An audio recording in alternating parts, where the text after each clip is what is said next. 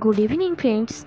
আজকে তোমাদের জন্য নিয়ে এসেছি একটা সুন্দর সন্ধ্যের টিফিন বলতে পারো। তো দেখো, এখানে আছে কাঁচা কিছু ছোলা। তো এই কাঁচা ছোলাটা আমি গতকালকে রাত্রে 7 থেকে 8 ঘন্টা আমি জলে ভিজিয়ে রেখেছিলাম। তো তারপরে দেখো, খুব সুন্দর করে আমি ধুয়ে নিয়ে চলে এসেছি। আর চলে এসে আমি প্রেসারে দিয়ে দিয়েছি কাঁচা ছোলাগুলো, আর দিয়েছি একটু লবণ, আর দেখো দিয়ে দিলাম বেশ খানিকটা জল। তো এবার চলো ভালো মতো সিদ্ধ করে নেওয়া যাক। তো তারপরে দেখো, আমি ছোলাগুলো সিদ্ধ করে নিয়ে চলে এসেছি। খুব সুন্দর সিদ্ধ হয়ে গেছে। তো এবার ছোলাটা রেডি করার জন্য আমার কি কি লাগছে চলো দেখে নিই।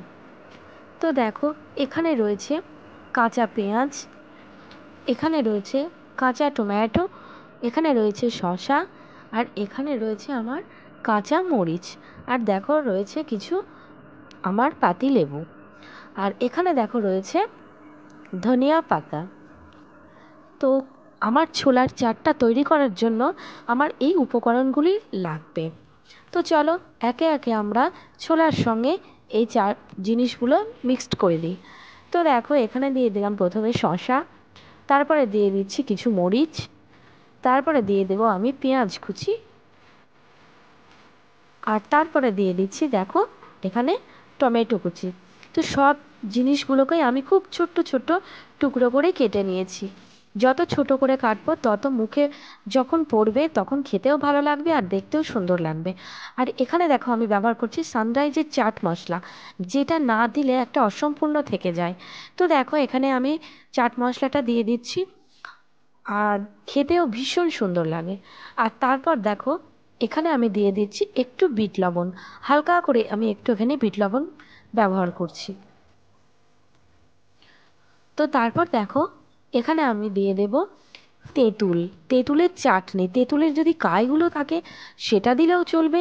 তো আমার কাছে ছিল তেঁতুলের আচার টাইপের, তো সেটা আমি এখানে ইউজ করছি।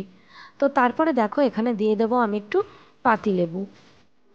পাতিলেবু আমি একটা এখানে ইউজ করলাম, যেহেতু বাচ্চা খাবে যার জন্য আমি একটু হালকা টকই দিলাম। তো তারপরে দেখো, এখানে দিয়ে দিচ্ছি আমি কিছু ধনে পাতা।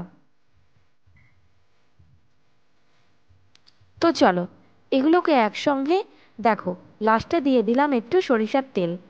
তো এবার চলো একসঙ্গে এগুলোকে সব কিছুকে মিক্সড করে নেওয়া যাক খুব সুন্দরভাবে।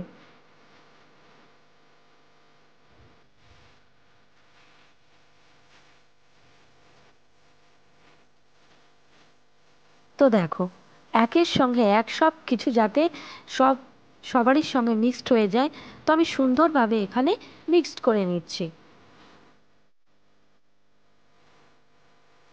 এটা জাস্ট সন্ধ্যার টিফিনে জাস্ট জমে যাবে। তো দেখো, আমার পুরোপুরি রেডি হয়ে গেছে ছোলার চাট। পুরোপুরি আমার রেডি হয়ে গেছে, কিংবা ছোলা মাখা। তো বন্ধুরা, আমার এই ভিডিওটি তোমাদের কেমন লাগলো?